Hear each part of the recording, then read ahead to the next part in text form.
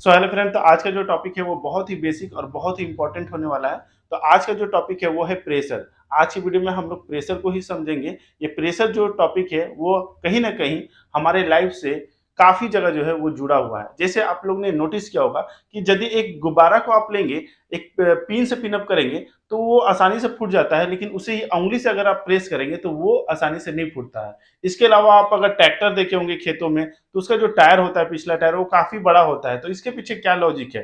ठीक है। आप हेवी व्हीकल्स देखेंगे तो पीछे वाला टायर दो लगे होते हैं, तो उसके पीछे क्या रीजन है? रेल के पटरी देखेंगे तो बीच में फिश प्लेट लगा होता है, तो उसके पीछे क्या रीजन है? इन सभी के पीछे एक प्रेशर का लॉजिक होता है, और इसी के बारे में इस वीडियो में हम लोग डिटेल में जानेंगे। इसके अलावा भी कुछ हम लोग डेली लाइफ से जुड़ा हुआ एग्जाम्पल लेंगे, और साथ में हम लोग जानेंगे कि प्रेशर होता क्या है, कैसे हम लोग इसको डिफाइन करेंगे, क्या इसके डिफरेंट टाइप्स ऑफ यूनिट होते हैं, और इसका फोर्स और एरिया के साथ क्या संबंध है, क्या रिलेशन है। तो वीडियो बहुत ही इंफॉर्मेटिव और बहुत ही इंटरेस्टिंग होने वाला है। तो वीडियो के साथ बने रहें, और यदि आप चैनल पर नए हैं तो चैनल को सब्सक्राइब कर लें और बेल नोटिफिकेशन को ऑन कर लें, ताकि इस टाइप का इंफॉर्मेटिव वीडियो आपको सबसे पहले मिले। तो चलिए बिना समय का वीडियो करते हैं स्टार्ट।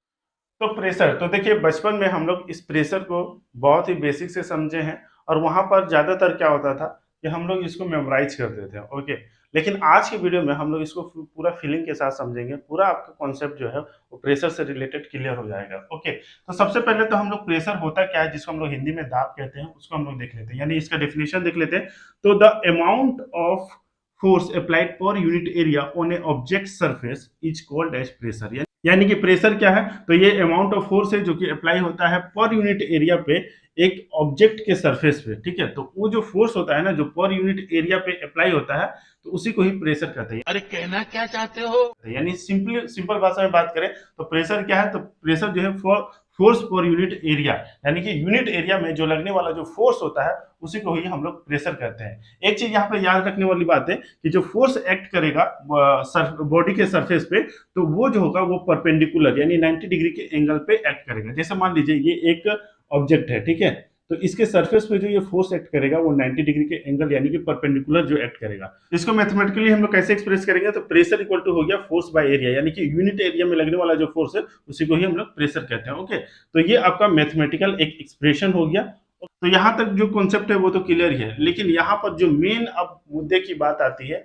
यहाँ पे सीखने वाली चीज क्या है कि देखिए, ये जो आप प्रेशर जो देख रहे हैं वो दो फैक्टर पे डिपेंड करता है, यानी कि फोर्स पे और एरिया पे। और फोर्स के साथ कैसा रिलेशन है? तो डायरेक्टली प्रोपोर्शनल है।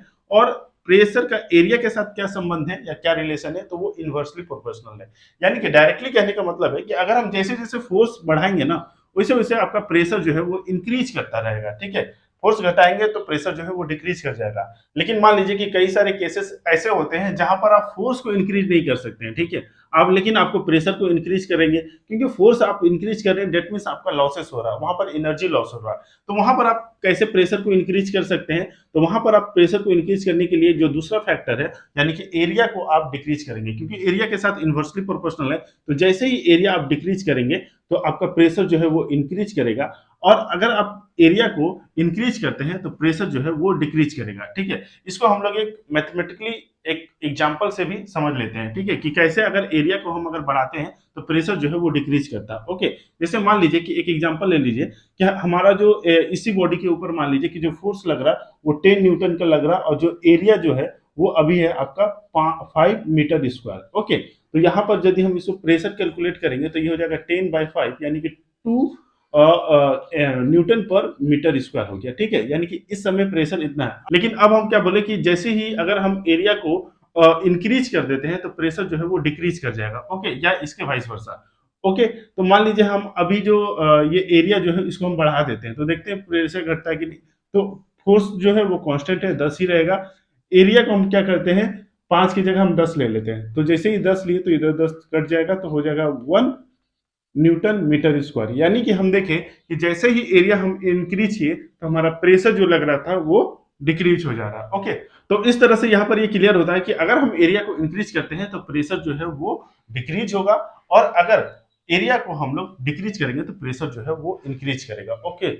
अब देखिए, इस रिलेशन का हमारे डेली लाइफ में काफी ज्यादा रोल है। जैसे हम कुछ एग्जांपल लेते हैं, वहां से और भी आसानी से ये क्लियर हो जाएगा कि प्रेशर होता क्या है, और इसको आप आसानी से फील करेंगे और ये भी समझेंगे कि एरिया जो होता है अगर हम बढ़ाएंगे या घटाएंगे तो प्रेशर पे क्या इफेक्ट पड़ेगा। ओके, जैसे पहला जो एग्जांपल है, मान लीजिए एक आपके पास बेलून है, तो बेलून को अगर आप पिन के द्वारा अगर पिन अप करेंगे, प्रेस करेंगे तो वो आसानी से फूट जाता है, लेकिन वही अगर आप उंगली से अगर प्रेस करेंगे तो आसानी से नहीं फूटता है। तो इसका रीजन ये है कि जो हमारा ये जो सुई होता है, मान लीजिए कोई पिन होता है, तो वो क्या हो, उसका जो एरिया होता है वो काफी ज्यादा कम होता है। तो एरिया अगर कम होगा तो प्रेशर इंक्रीज हो जाता है, जिसकी वजह से बेलून जो है वो आसानी से फूट जाता है। अब दूसरा एग्जांपल का बात करें तो जैसे अपने खेतों में ट्रैक्टर को देखा होगा, तो ट्रैक्टर में आप देखे होंगे कि पीछे में बड़े बड़े टायर होते हैं। तो इसका लॉजिक ये है कि प्रेशर को रिड्यूस करना होता है। तो अगर हम एरिया बढ़ा देते हैं तो प्रेशर जो होता है वो घट जाता है, वरना क्या होगा कि जो ट्रैक्टर गीले सरफेस पे जब दौड़ेगी या चलेगी तो वो क्या होगा, वो धंसने के चांसेस रहेंगे। ओके, तो इसलिए वहां पे बड़े बड़े टायर होते हैं ताकि प्रेशर वहां पे रिड्यूस हो सके। उसी तरह आपने रेल की पटरियों में जो फिक्स प्लेट जो देखते हैं, तो उसका भी लॉजिक यही होता है कि एरिया को बढ़ा देने से जो प्रेशर वो रिड्यूस हो जाए ताकि वो धंसे ना। ओके, अच्छा, नेक्स्ट और एक एग्जांपल लेते हैं, इससे आप प्रेशर को और भी अच्छे से फील कर पाएंगे। ओके, जैसे मान लीजिए कि आप मेला घूमने गए और मेला में बहुत ज्यादा भीड़ है।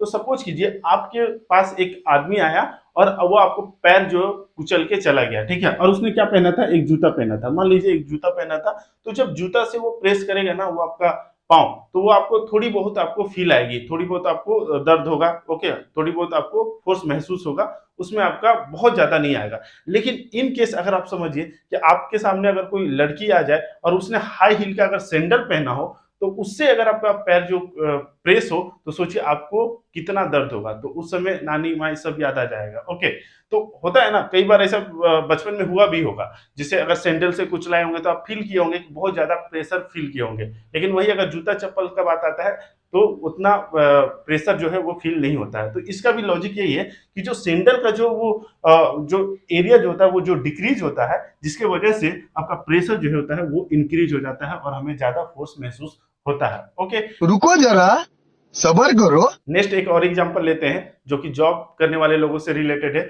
जैसे मान लीजिए कि एक आदमी जो था वो ऑफिस गया और ऑफिस में उसके बॉस जो थे वो डेली जो क्या होता था कि उसके बॉस जो है वो 5 काम देते थे, लेकिन आज क्या हुआ कि उसे 15 काम मिल गया। तो अब वो क्या बोलेगा कि आज ऑफिस में बहुत ज्यादा प्रेशर था। जैसे आप भी कभी अगर ऑफिस में बहुत ज्यादा काम हो जाता है तो बोलते हैं ना कि आज ऑफिस में प्रेशर बहुत ज्यादा था। ओके, तो वहां पर होता क्या है कि आपके बॉस ने क्या किया कि आपको फोर्स ज्यादा अप्लाई किया, ठीक है, 5 की जगह 15 दे दिए।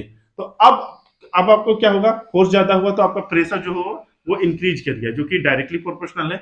लेकिन अब एरिया को आप जो है वो इंट्रोड्यूस करके, एरिया को आप बढ़ाकर आप अपने प्रेशर को रिलीज करेंगे। तो आप क्या करेंगे, जो आपको 15 काम मिला था ना, तो वो आप एक और दोस्त को दे देंगे, यहाँ पर एक और दोस्त को दे देंगे। तो 5 खुद लिए, 5 खुद लिए, 5 खुद लिए।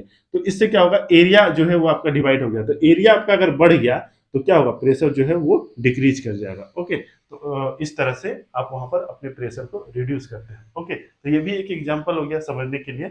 इसके अलावा भी हमारे डेली लाइफ में बहुत सारे ऐसे एग्जांपल है जहां पर ये जो रिलेशन है वो रोल निभाता है। ओके, जैसे आप घरों में सब्जी काटते होंगे तो वहां पर भी जो चाकू होता है उसका जो नुकीला पार्ट होता है वो उसकी एरिया कम रखा जाता है। तो जितना एरिया कम होगा यानी उतना शार्प होगा, उतना शार्प होगा तो प्रेशर आसानी से मिलेगा, प्रेशर ज्यादा मिलेगा और सब्जी आसानी से कटेगी। तो इसके पीछे भी ये प्रेशर का ही लॉजिक है। ओके, तो इस तरह से कई सारे एग्जाम्पल है। तो आई होप कि ये प्रेशर क्या होता है वो आपका क्लियर भी हुआ होगा और आप फील भी किए होंगे कि कैसे इसका प्रेशर या फोर्स के साथ रिलेशन है, कब क्या घटेगा तो क्या बढ़ेगा, ये आप आसानी से फील किए होंगे और आसानी से आपको क्लियर भी हुआ होगा।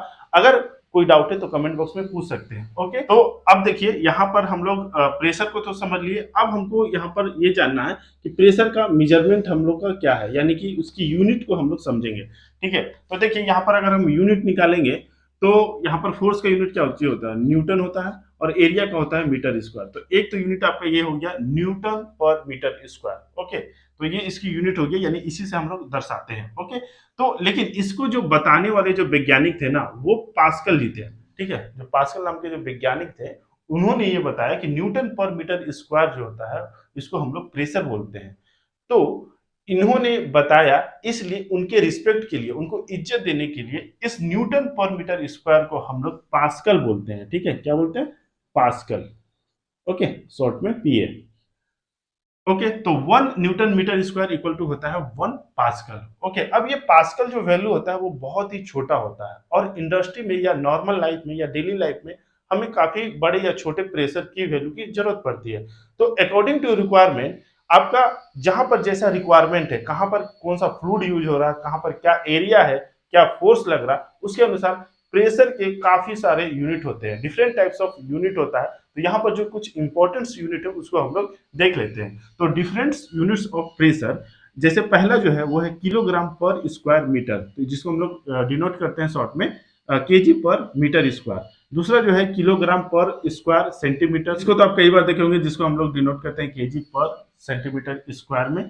नेक्स्ट जो है न्यूटन पर स्क्वायर मीटर, तो न्यूटन पर स्क्वायर मीटर हो गया। नेक्स्ट जो है पाउंड पर स्क्वायर इंच, तो पीएसआई, जैसे आप बाइक में या कार में जब हवा भरवाने जाते होंगे तो वहां पर देखे होंगे पीएसआई में रहता है, ओके, या किलो पास्कल में भी आप देखे होंगे। नेक्स्ट जो होता है वो होता है एमएम ऑफ एचजी। अगला जो है वो है एमएम ऑफ डब्ल्यूसी, या जिसको हम लोग एमएम ऑफ एच2 भी बोलते हैं। और अगला जो है वो है एटमॉस्फेरिक, जिसको एटीए से डिनोट किया जाता है। और नेक्स्ट अगर बात करें तो बैरोमेट्रिक, जिसको हम लोग बार बोलते हैं। और अगला जो है वो है किलो पास्कल पर स्क्वायर इंच, जिसको शॉर्ट में केपीएसआई कहते हैं। तो ये कुछ इंपॉर्टेंट प्रेशर के यूनिट हो गए जो कि डेली लाइफ या इंडस्ट्रियल लाइफ में यूज होता है। ओके, इसके अलावा भी कई सारे यूनिट्स होते हैं जो रिक्वायरमेंट के बेसिस पे यूज किया जाता है। बाकी समझने के लिए इतने सारे जो यूनिट्स है वो काफी है, काफी जगह ये जो यूनिट्स है वो आप देखेंगे। ओके, तो आई होप कि ये जो प्रेशर का जो टॉपिक था वो आप सभी के लिए हेल्पफुल रहा होगा, काफी कुछ आप इससे समझे होंगे। वीडियो हेल्पफुल लगा हो तो प्लीज वीडियो को लाइक जरूर करें, और ऐसे वीडियो को के लिए चैनल को सब्सक्राइब कर ले। अब हम लोग मिलेंगे नेक्स्ट वीडियो में, तब तक के लिए जय हिंद।